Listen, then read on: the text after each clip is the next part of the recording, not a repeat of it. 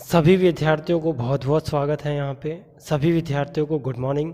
और बच्चों, आज हम टॉपिक शुरू करेंगे, नया चैप्टर शुरू करेंगे। आज हम एक नया इतिहास रचेंगे। आज हम आपके लिए लेकर आए हैं विजयनगर का इतिहास। मध्यकालीन भारत के इतिहास में मोहम्मद बिन तुगलक के समय एक तरफ तो विजयनगर साम्राज्य का एक नया राज्य स्थापित होता है, और इसके बिल्कुल अपोजिट में एक दूसरा साम्राज्य स्थापित होता है, और उस दूसरे साम्राज्य को हम वहमनी साम्राज्य कहते हैं। हम पहले विजयनगर साम्राज्य की बात करेंगे और उसके बाद हम वहमनी साम्राज्य की बात करेंगे। विजयनगर साम्राज्य विजयों का शहर कहलाता है और ये हिंदुओं का शहर कहलाता है। विजय होने के कारण ये विजयनगर कहलाया था। इसका प्राचीन नाम हम्पी होता है। सारी बातें मैं डिटेल में अभी यहाँ बोल के नहीं, बोर्ड पे समझा के बताने वाला हूँ। आप सभी का ध्यान बोर्ड पे होगा। तो चलो हम शुरुआत करें विजयनगर का इतिहास। विजयनगर का इतिहास मध्यकालीन भारत के इतिहास में यहाँ तुगलक वंश के समय मोहम्मद बिन तुगलक के समय 1336 ईस्वी में पहला नाम आता है हरिहर का और दूसरा नाम आता है बुक्का का। हरिहर और बुक्का ने दक्षिण भारत के अंदर विजयनगर साम्राज्य की स्थापना की थी। विजयनगर का प्राचीन नाम हम्पी कहलाता है। विजयनगर तुंगभद्रा नदी के किनारे पर स्थित होता है। विजयनगर को विजयों का शहर भी कहा जाता है। हम यहाँ विजयनगर का इतिहास पढ़ रहे हैं। विजयनगर में अभी बच्चों मैंने आपको ये बताया था, मोहम्मद बिन तुगलक के काल में 1336 में यह विजयनगर साम्राज्य की स्थापना हुई थी। विजयनगर साम्राज्य में कौन कौन से वंश यहाँ होते हैं, और यहाँ हिंदुओं का शासन होता है, हिंदू राजा होता है। इसके बिल्कुल अपोजिट में मुसलमानों का शासन होता है। हम यहाँ हिंदुओं के शासन को पढ़ रहे हैं। यहाँ हम देख रहे हैं कि यहाँ कौन कौन से वंश आएंगे। पहला वंश कौन सा होता है, दूसरा वंश कौन सा होता है, तीसरा वंश कौन सा होता है, चौथा वंश कौन सा होता है। पहला वंश यहाँ पे संगम वंश होता है, दूसरा वंश यहाँ पे सालू वंश होता है, तीसरा वंश यहाँ पे तुलो वंश होता है, चौथा वंश यहाँ पे अरियुडू वंश होता है। सालू वंश शुरुआत कहाँ से होती है? शुरुआत संगम वंश से होती है। हरिहर और बुक्का के पिता का नाम संगम होता है, और ये संगम के नाम से ही पहला विजयनगर का वंश संगम वंश कहलाता है। तो यहाँ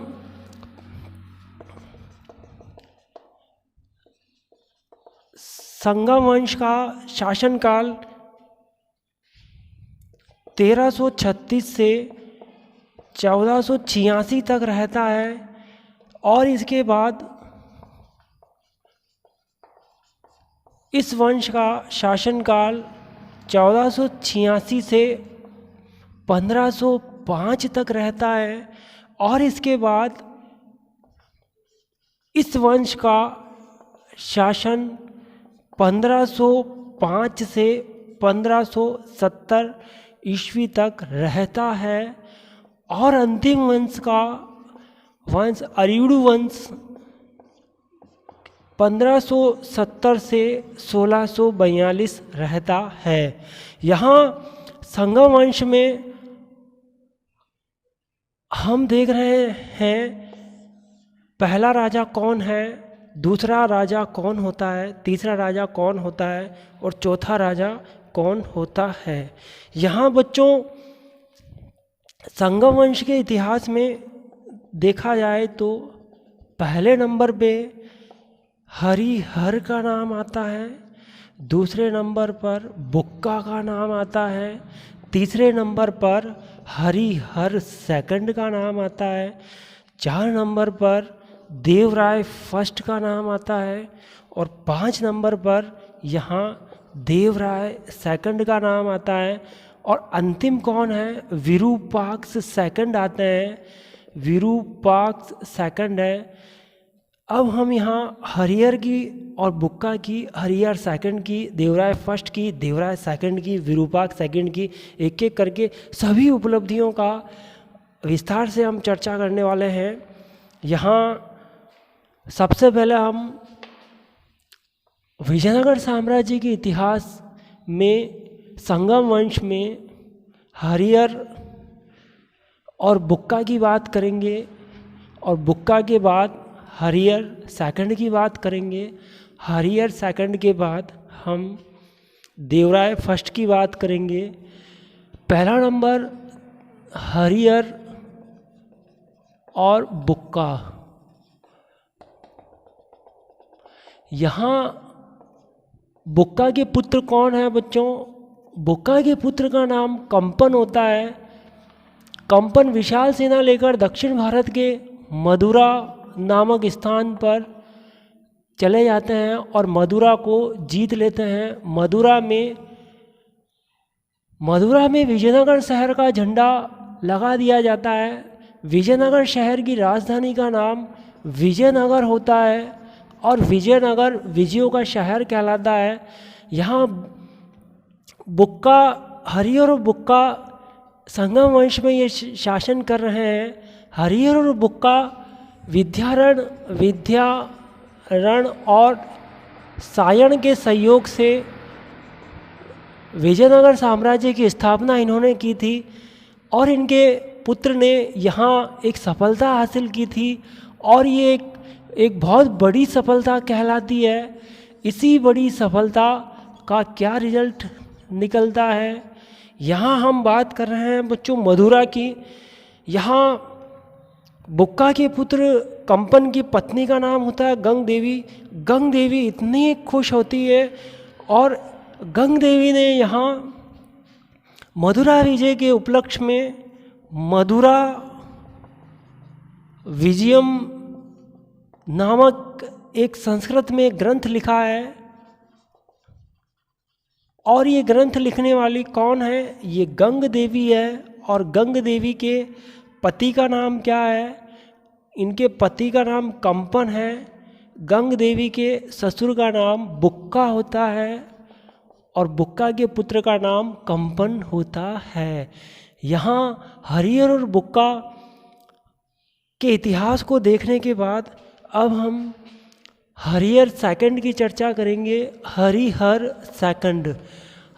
सेकंड ने मालिया प्रायद्वीप क्षेत्र को जीत लिया था और जीतकर इन्होंने विजयनगर साम्राज्य का नाम रोशन किया था। हरिहर सेकंड के बाद देवराय फर्स्ट की हम बात करते हैं।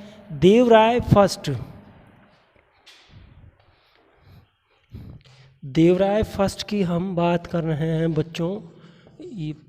देवराय फर्स्ट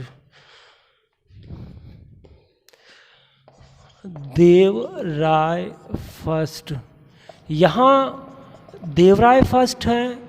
देवराय फर्स्ट के शासनकाल में इन्होंने विजयनगर साम्राज्य के इतिहास में वैवाहिक नीति को शुरू किया था। देवराय फर्स्ट बहमनी साम्राज्य के शासक ताजुद्दीन नाम होता है इनका। ताजुद्दीन फिरोज शाह विजयनगर साम्राज्य का अब क्या होगा बच्चों? विजयनगर साम्राज्य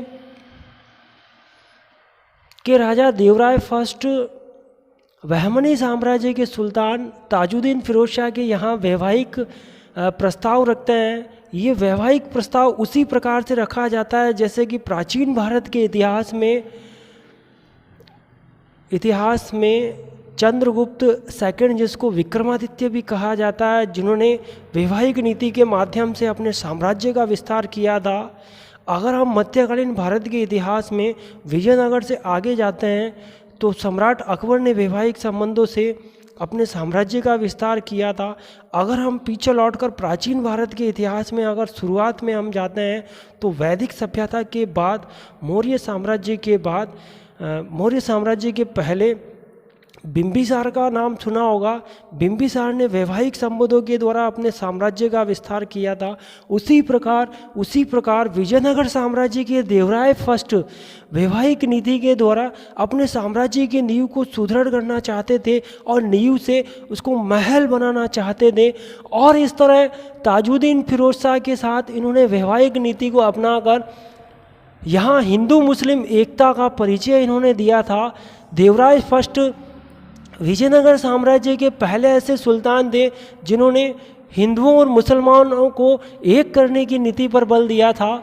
यहाँ हम देवराय फर्स्ट के इतिहास को देख रहे हैं बच्चों, और देवराय फर्स्ट के बाद अब हम देवराय सेकंड की बात करेंगे। देवराय सेकंड ने अपने राज्य में प्रमुख रूप से कौन सी नीति का पालन किया था? देवराय सेकंड विजयनगर साम्राज्य में देवराय सेकंड के समय ईरान का यात्री अब्दुल रजाक आता है। ईरान को पर्सिया भी कहा जाता है, ईरान को फारस भी कहा जाता है। अब्दुल रजाक यहाँ फारसी भाषा में ये एक ग्रंथ लिखते हैं, मसा उल ए सदा इन नाम होता है। ये फारसी भाषा का ये ग्रंथ है बच्चों, मसाउल ए सदाइन, ये फारसी भाषा में एक ग्रंथ है, अब्दुल रजाक के द्वारा ये लिखा गया था। ये ईरान के यात्री होते हैं। ईरान से ये भारत में, दक्षिण भारत में विजयनगर साम्राज्य में यहाँ के प्राकृतिक दृश्यों को देखते हैं, यहाँ के सामाजिक, यहाँ की आर्थिक व्यवस्था, यहाँ की राजनीतिक व्यवस्था, यहाँ की सांस्कृतिक व्यवस्था को देखते हैं और ये उस पर एक ग्रंथ लिखते हैं, मसाउल ए सदाइन। अब्दुल रजाक यहाँ कहते हैं कि बच्चों, यहाँ देवराय सेकंड के शासनकाल में राजकोष का खर्चा गणिकाओं से चलता था। गणिकाओं को सम्मान की दृष्टि से देखा जाता था। यहाँ गणिकाओं के खर्चे से ही सेना, विजयनगर की सेना को वेतन दिया जाता था। देवराय सेकंड विजयनगर साम्राज्य के एक ऐसे सुल्तान हैं जिनके शासनकाल में मुस्लिम सेना को भर्ती किया गया था। हिंदू मुस्लिम में एकता स्थापित करने वाले देवराय फर्स्ट होते हैं, और देवराय सेकंड जो है उन्होंने मुसलमान सैनिकों को विजयनगर के हिंदुओं की जो सेना होती है उसमें शामिल करने का इन्होंने फैसला किया था। मुस्लिम सेना का भर्ती होना एक विशेष उपलब्धि कहलाता है। यहाँ अब हिंदू मुस्लिम एकता का परिचय हमें मिल रहा है। देवराय सेकंड की उपलब्धियों को देखने के बाद अब हम विजयनगर साम्राज्य के अंतिम शासक विरूपाक्ष की बात करेंगे। विरूपाक्ष कौन होते हैं बच्चों?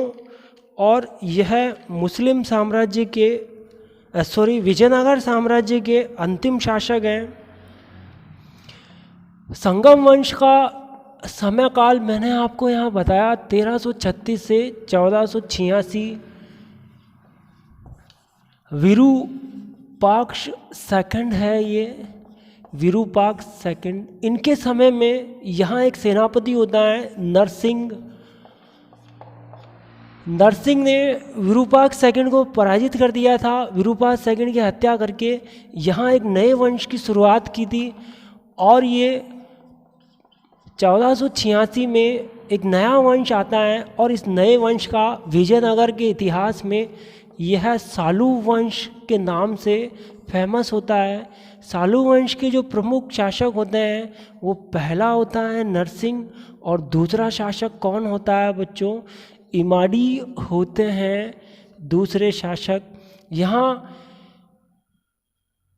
1505 तक, ये 1486 से 1505 तक इनका शासनकाल रहता है। अब यहाँ इमाड़ी का एक सेनापति होता है, और इमाड़ी का सेनापति वीर नरसिंह का नाम सुने हो बच्चों, वीर नरसिंह ने इमाड़ी की हत्या की थी 1505 में, और एक नए वंश की शुरुआत कर दी थी, और ये नया वंश तुलुव वंश कहलाता है। तुलुव वंश का शासनकाल 1505 से लेके 1570 ईस्वी तक होता है। अब हम तुलु वंश के इतिहास को देखेंगे। तुलु वंश के इतिहास में क्या क्या घटनाएं होती हैं, तुलु वंश का महान शासक कौन होता है। यहाँ तुलु वंश का शासनकाल 1505 से लेके और 1570 ईस्वी तक होता है। ये तुलु वंश का महान शासक कृष्णदेव राय होता है। यहाँ कृष्णदेव राय विजयनगर साम्राज्य के इतिहास का महान शासक कौन है, कृष्णदेव राय है। कृष्णदेव राय का शासनकाल क्या रहता है बच्चों, 1509 से 1530 तक कृष्णदेव राय का शासन रहता है। तुलु वंश में कृष्णदेव राय की सैनिक उपलब्धियों को देखा जाए तो सबसे पहले बाबर का भारत पर आक्रमण होता है। उस समय 1526 में बाबर ने भारत पर आक्रमण किया था और उस समय दक्षिण भारत में कृष्णदेव राय यहाँ के विजयनगर के शासक होते हैं। बाबर के समकालीन दक्षिण भारत में कृष्णदेव राय विजयनगर के शासक कहलाते हैं। यह पहली सैनिक उपलब्धि मानी जाती है। अगर हम कृष्णदेव राय की दूसरी सैनिक उपलब्धि को देखें तो इनकी दूसरी सैनिक उपलब्धि दक्षिण भारत में बीजापुर के सुल्तान अली आदिल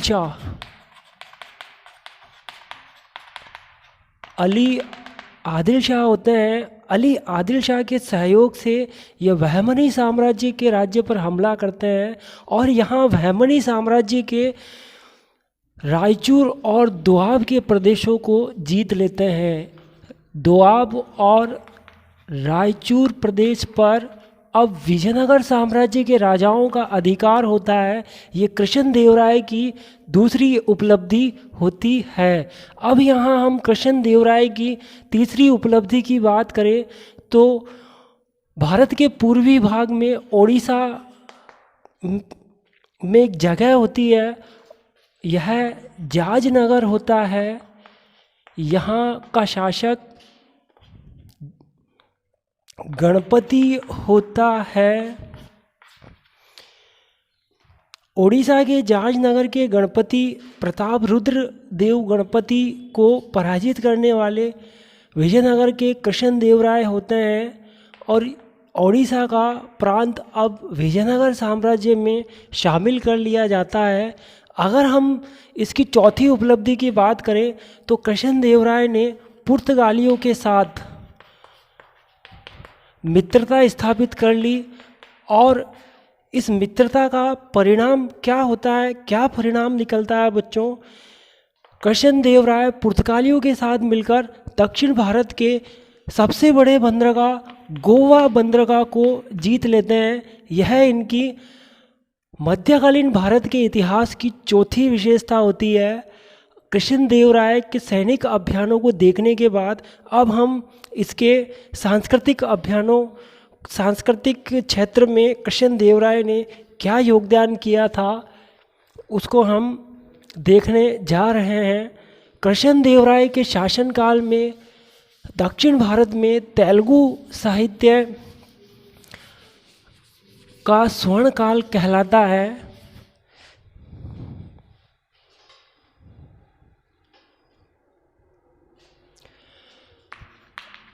तेलुगु साहित्य का स्वर्णकाल कृष्णदेव राय का शासनकाल कहलाता है। यहाँ स्वयं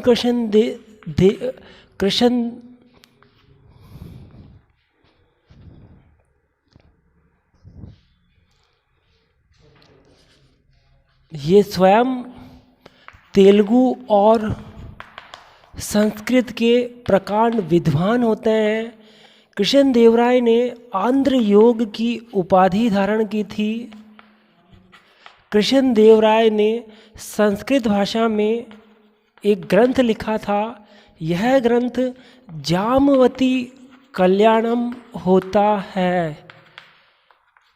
इनका एक फेमस ग्रंथ है आमुक्त माल्यदा। आमुक्त माल्यदा का नाम बच्चों आपने सुना होगा। ये विजयनगर साम्राज्य के इतिहास का एक फेमस ग्रंथ होता है आमुक्त माल्यदा। अगर हम तेलुगु साहित्य के स्वर्णकाल में अगर हम देखें तो यहाँ कृष्णदेवराय के दरबार में एक दरबारी कवि होता है और उस दरबारी कवि का नाम होता है अलसहानी पेडन्ना। अलसहानी पेडल्ला ने तेलुगु भाषा में एक ग्रंथ लिखा था और ये तेलुगु भाषा के महान कवि कहलाते हैं। इनका क्या नाम होता है? अलसहानी पेडन्ना।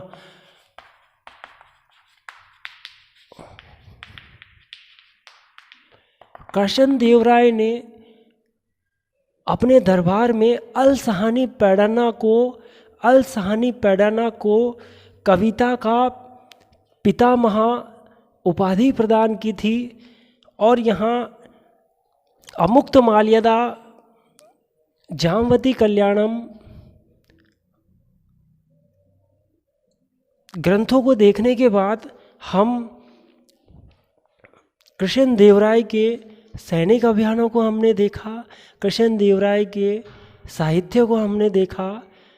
और ये तुलव वंश होता है। संगम वंश में चार वंश होते हैं। पहला वंश, दूसरा वंश, तीसरा वंश, चौथा वंश। पहला सालू वंश होता है, पहला संगम वंश होता है, दूसरा सालू वंश होता है, तीसरा तुलु वंश होता है और चौथा अरियुडु वंश होता है। यहाँ हमने संगम वंश की बात की, यहाँ हमने सालू वंश की बात की, यहाँ हमने सालू वंश के बाद तुलु वंश की बात की।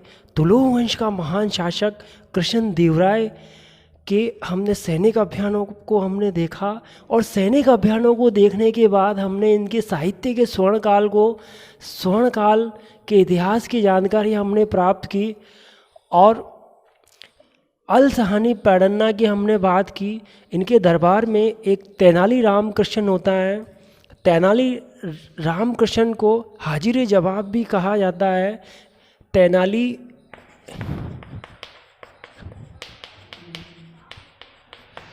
हाजिर